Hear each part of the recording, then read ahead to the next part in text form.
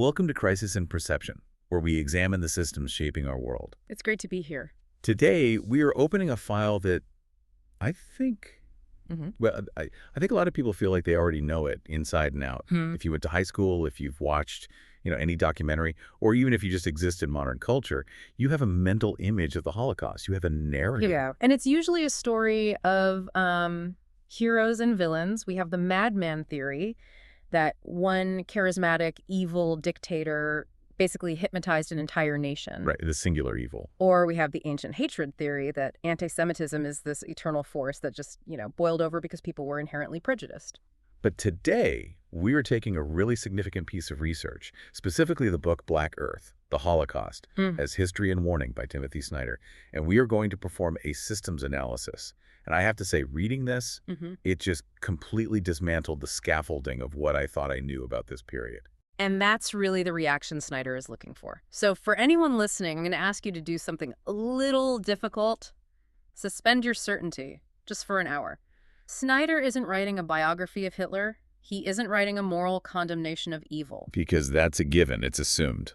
It's assumed. We know it was evil. He is asking a structural question, a mechanical question. How is mass murder institutionally engineered? And the answer is not at all what we expect. We are taught, I was taught, that the Holocaust was the result of a strong totalitarian state crushing the individual, the big brother state. The boot stamping on a human face. Exactly. Yeah. But Snyder's core thesis is almost the exact opposite. He argues that the Holocaust was specifically the result of state destruction. And that is the crisis in perception right there. Right. We associate the killing with the strong state, this all-powerful machine. But the data, the geographical and statistical data of where people actually died, it shows that mass murder happened primarily, almost exclusively, in zones where legal institutions, citizenship, and sovereignty had been completely obliterated. So it's a story about what happens when the state vanishes. Precisely. So our mission for this deep dive is to trace that path. We aren't just telling a sad story. We are looking at the blueprints of a machine. We're going to look at the design, how Hitler intended to dismantle states. Then the incentives, how that created a kind of anarchy that, encouraged killing. And finally, the outcomes, the actual mechanism of the Holocaust. And I should warn you, some of this is going to be heavy. But it is incredibly revealing about how fragile our own systems might just be. Okay, let's start with the design. To understand the machine, you have to understand the architect. And Snyder argues that we have fundamentally misunderstood Hitler's worldview. We think of him as a political figure, a fascist. Right, a dictator. Yeah. But Snyder says Hitler actually rejected politics entirely. What does that even mean? How can the head of a state reject politics? Because to Hitler, politics was a violation of the natural order. He viewed the world through a strictly zoological, an ecological lens. If you read Mein Kampf, which Snyder did meticulously, it reads less like a political manifesto and more like a twisted biology textbook. In his mind, there are no citizens or humans in the abstract. There are only races, and races are species. So he's looking at the world the same way a biologist looks at a petri dish. Precisely. He believed in a law of the jungle that was the only legitimate law. Nature knows no political boundaries. It only knows strength and weakness. So in this worldview, if a lion eats a gazelle, the lion isn't evil. The lion is just being a lion. It's securing its calorie intake. And Hitler believed humans should behave the exact same way. But we don't. I mean, we have laws, we have treaties, we have mercy. And that, to Hitler, was the entire problem. He believed that concepts like mercy, ethics, international law, even the state itself, these were Jewish inventions. He believed the Jews invented these concepts to trick the strong races, the predator races, into being weak. Wait, hold on a second. So in his mind, thou shalt not kill or love thy neighbor. These aren't moral progress. No, in his mind, they are biological sabotage, a trick. If you follow the law, you aren't fighting for survival. You are letting the weak survive, which weakens the species as a whole. So, to restore the natural order, to make the world healthy again, you had to eliminate the people who invented the rules that stopped the strong from eating the weak. That turns the whole concept of civilization on its head.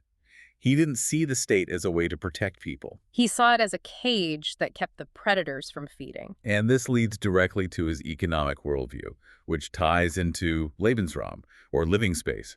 I think most of us learn about Lebensraum in school and think, okay, standard imperialism. He wanted more land for Germany. Like the British wanting India or the Romans wanting Gaul. Yeah. Empire building. Just standard stuff.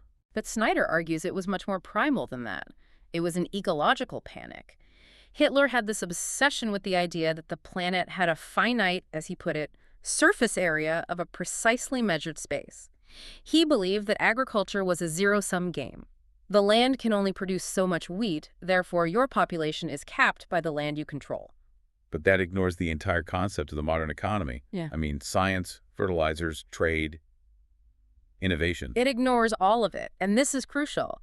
Hitler rejected the idea that technology could solve scarcity. He looked at the precursor to the Green Revolution, the usage of nitrogen fertilizers, and he just dismissed it. He believed that for the German race to survive, it needed to seize land to grow its own food physically. He equated standard of living directly with land ownership. So if I'm a German and I want a higher standard of living, if I want a Volkswagen and a nice house, I can't just work harder or invent a better engine. No. I have to go take a farm in Ukraine. Yes. In a modern economy, if you need food, you trade technology for grain. You make a camera, you sell it to Canada, you buy wheat. You innovate. Hitler didn't believe in that. He thought trade was a Jewish trap. The only security came from physically owning the dirt that grew the wheat. So survival necessitated endless colonial war. This is where the systems analysis really starts to click for me. Because if you believe that, then this state has a very, very different purpose. Usually a state is there to uphold laws, protect rights, issue passports, make sure the traffic lights work. Right. But in Hitler's view, the state is not a vessel for law or rights. It is a tool for racial warfare. He looked at the British Empire, the US, and the Soviet Union, and he didn't see nations. He saw racial containers. He looked at the American West, actually, as a primary inspiration. The American West. Yeah. Seriously. Oh, absolutely. He was obsessed with the American frontier. He viewed the genocide of indigenous Americans and the enslavement of Africans as a successful model of racial conquest. He looked at the Wild West, not as a place where law eventually settled, but as a glorious open space where the strong took what they wanted. He wanted to treat Eastern Europe the way he believed Americans treated the West. That is a chilling parallel. So his goal wasn't to build a boring German bureaucracy to manage sewer systems. No. It was to use the German state to destroy other states. Which brings us to the mechanism, because you can have a crazy worldview. You can believe the moon is made of cheese, but to kill millions of people, you need a system. Snyder talks about how Hitler looked at the Balkan model of war, but then innovated on it. Okay, let's double-click on that. What is the Balkan model? Sure. He's referring to the wars in the Balkans in the early 20th century. In those conflicts, nations fought to expand their borders. You fight a war, you move the borderline 50 miles, and you reclaim your ethnic kin on the other side. It's nasty, it's violent, but it's still essentially state-on-state conflict. It's about redrawing the map. Right. Hitler started there, claiming the Sudetenland, for example. But he realized it wasn't enough. He didn't just want to move the border of Germany. He wanted to erase the legal existence of the territories he invaded. He didn't want Poland to be a conquered nation. He wanted Poland to cease to exist as a political entity entirely. He wanted to wipe it off the map, literally and legally. And to do that, he introduced several innovations to convert the German state into a killing machine. Snyder lists 7, but let's focus on the big ones. First, the party state. This is where the Nazi Party basically swallows the government. Yes. The distinction between the law and the leader's will just erodes. The party absorbs the state. But the second innovation is even more critical, and Snyder gives it a name that I find incredibly useful: the entrepreneurship of violence. That sounds like a business term from Silicon Valley, which makes it even creepier.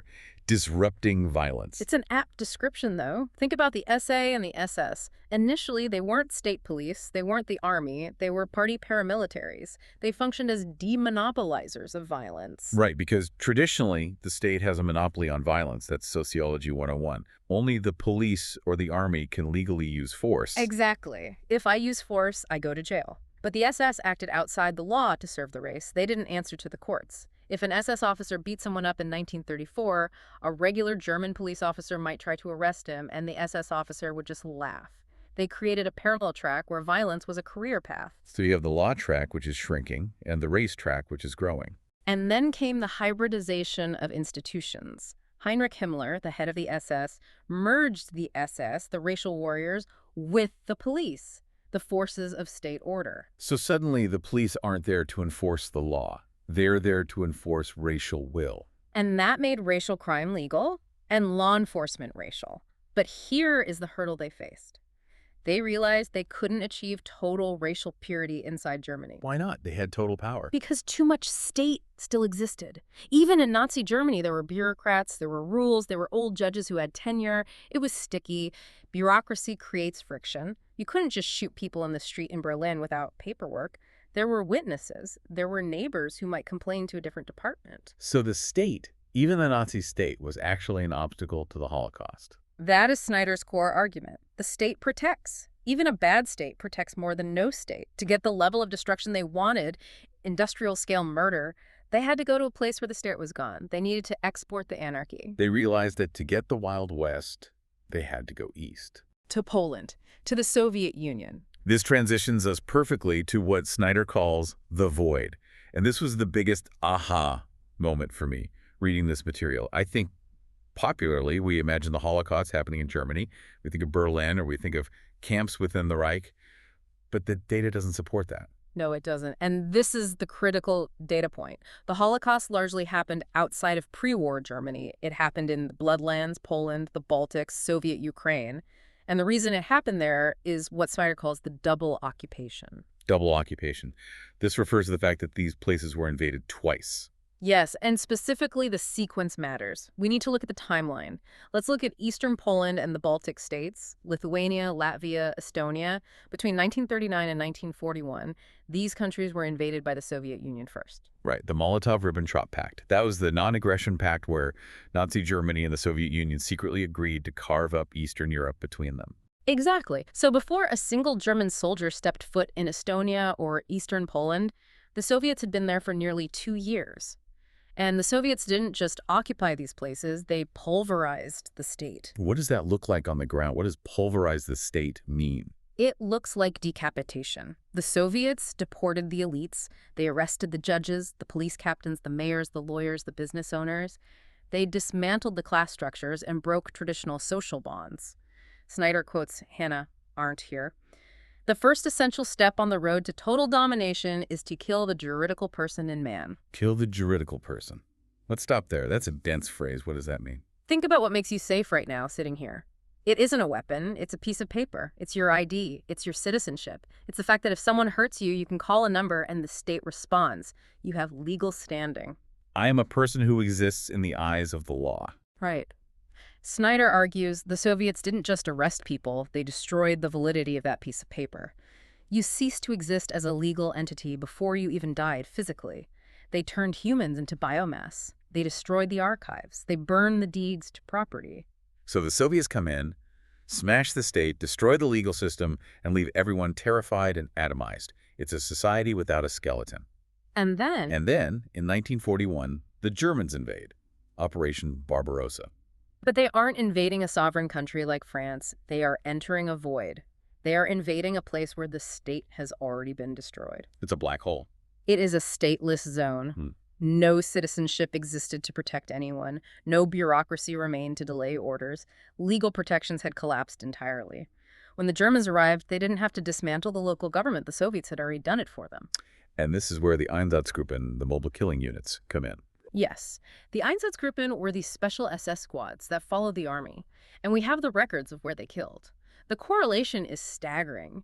In places where the state was intact, they struggled. In the double occupation zones, they were frighteningly efficient. Because there was no friction. They didn't just kill, they exploited this lack of statehood. They could industrialize murder in ways that were impossible in Berlin or Paris because there was no one to say stop, no judge to issue a warrant, no police officer to file a report. It was pure, unadulterated anarchy. This brings us to the question of who did the killing. Because the Einsatzgruppen were German, but they were relatively small units. They had a lot of help.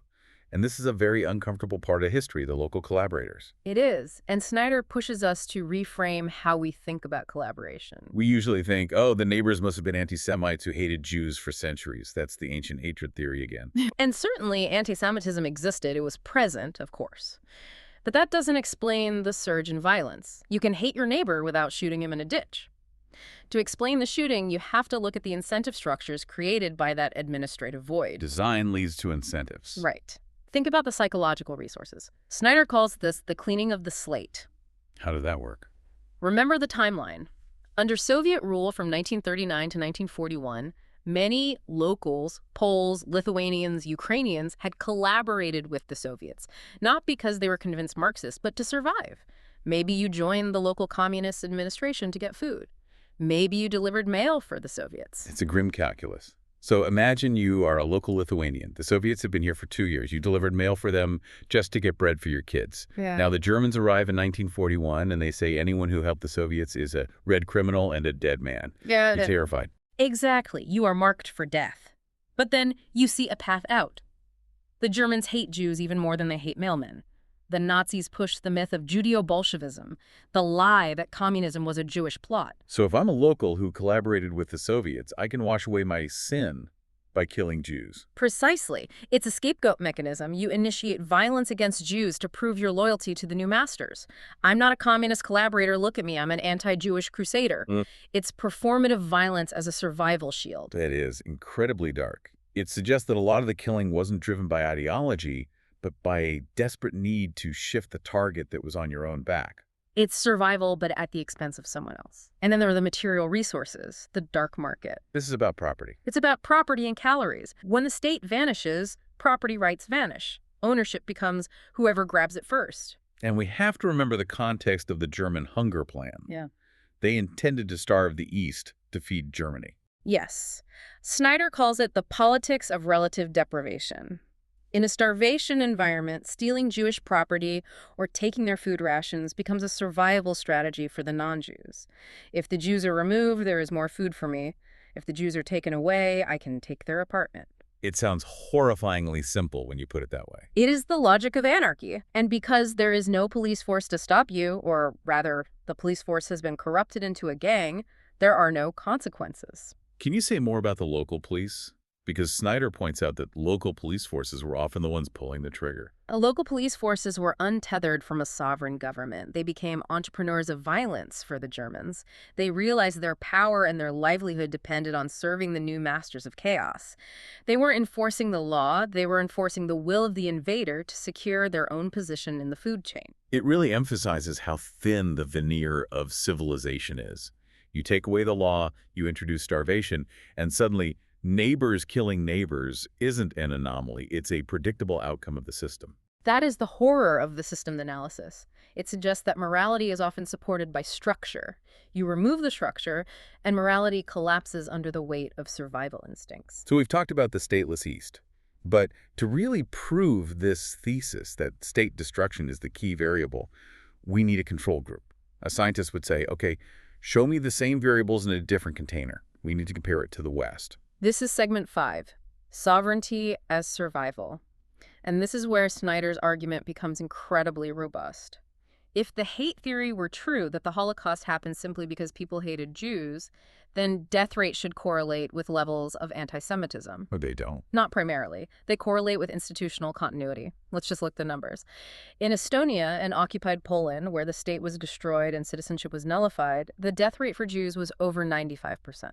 Almost total annihilation. And in the West. In Denmark and France, which were sovereign states, even if defeated, survival rates were much, much higher. Let's unpack the Danish case study, because that's often used as an inspiring story of good people doing the right thing. It is, and they were brave, no question. But Snyder looks at the why. Denmark surrendered to Germany early in the war, but, and this is key, it kept its king, its courts, and its bureaucracy. The Germans wanted to keep Denmark as a model protectorate, so they allowed the Danish state to persist. So the Danish Jews remained Danish citizens. Exactly. They were not stateless. When the Germans eventually decided to deport the Danish Jews, the Danish state intervened. Not just the people, the state. The king objected. The bishops objected. And didn't the bureaucracy actually sabotage the whole thing? Yes. The Danish naval commander sent his ships away for repairs so they couldn't be used for the roundup. The local politicians used the bureaucracy to leak the date of the roundup to the Jewish community. So the bureaucracy itself sabotaged the operation. Because the bureaucracy answered to Copenhagen, not Berlin, and the result, most Danish Jews survived. They were ferried to Sweden. Now compare that to France. The Vichy government in France is infamous for collaborating. They were not the good guys. Far from it. They passed their own anti-Semitic laws. They were an authoritarian regime. And yet, French Jews largely survived while stateless Jews in France were deported and killed. Wait, explain that distinction. That seems critical. France had a large population of Jews who were French citizens born and raised, but they also had many Jewish refugees from Poland, from Germany, who did not have citizenship. The French government, to protect its own sovereignty, cut a cynical deal. They basically said to the Nazis, you can have the foreigners, but leave our citizens alone. That is incredibly cold. Take them, but not us. It was incredibly cynical. It wasn't moral heroism, but it proves the structural point. The French government protected citizens to maintain its own sovereignty. If they let the Germans take French citizens, they were admitting they weren't a real state anymore. So even a compromised anti-Semitic state was safer for a targeted minority than no state at all. Because the state implies a reciprocal relationship.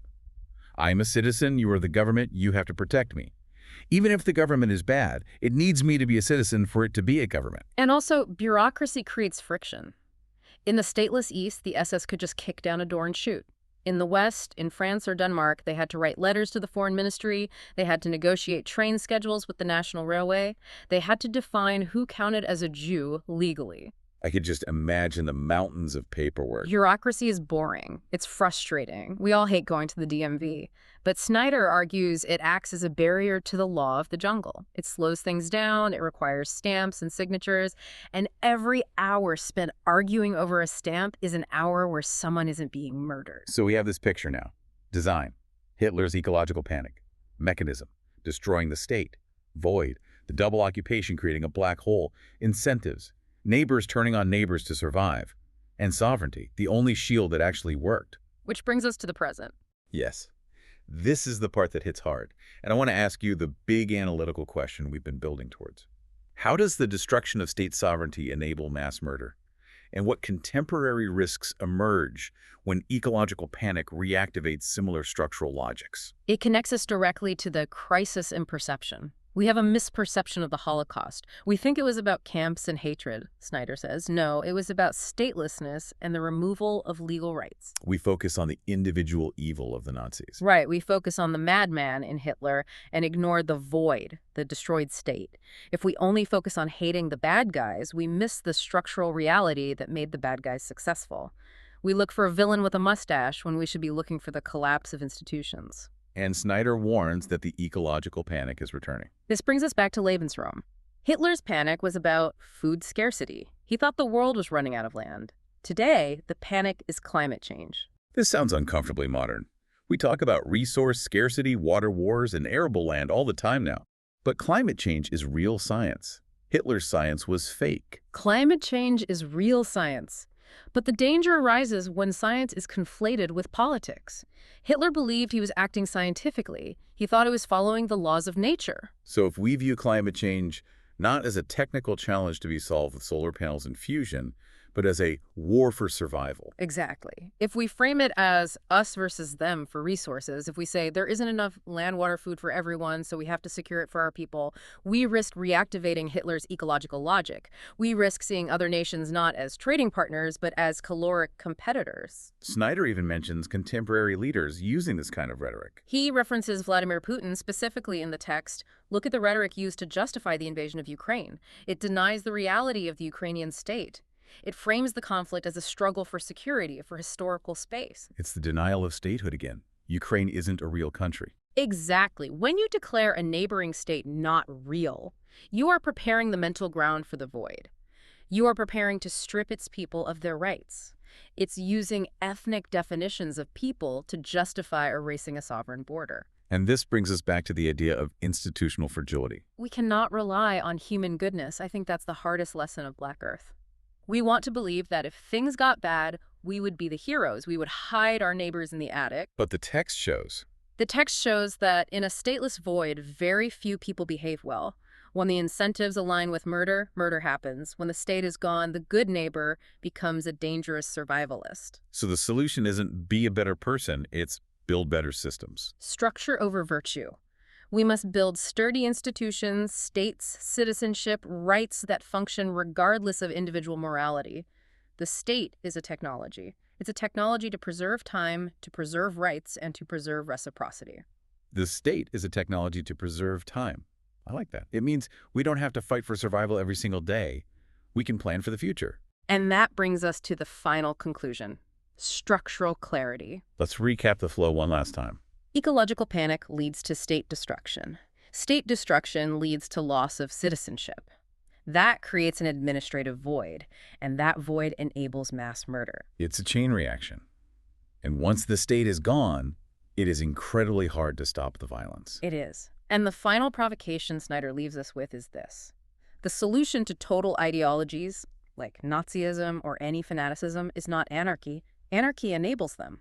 The solution is plurality. Plurality. The hard work of maintaining boring, bureaucratic, sovereign states, the separation of powers, the recognition that science is for solving problems and politics is for managing society, and they shouldn't be collapsed into one struggle for survival. We must separate science from politics to prevent the next ecological panic from turning into a racial war. Exactly. We need the state to be strong enough to handle the crisis so that the people don't have to resort to the law of the jungle. That is a powerful place to land. It makes you look at the DMV or the passport office with a little more respect, doesn't it? Yeah. They aren't just red tape.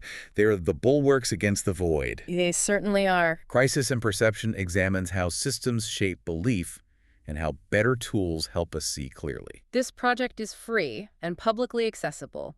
If you'd like to support the time, tools, and research behind Crisis and Perception, you can become a supporter on Patreon. For a shorter visual overview of this topic, see the mini explainer linked in the description. If you enjoy this kind of systems-level analysis, please like, subscribe, and comment with books or topics you'd like us to explore next.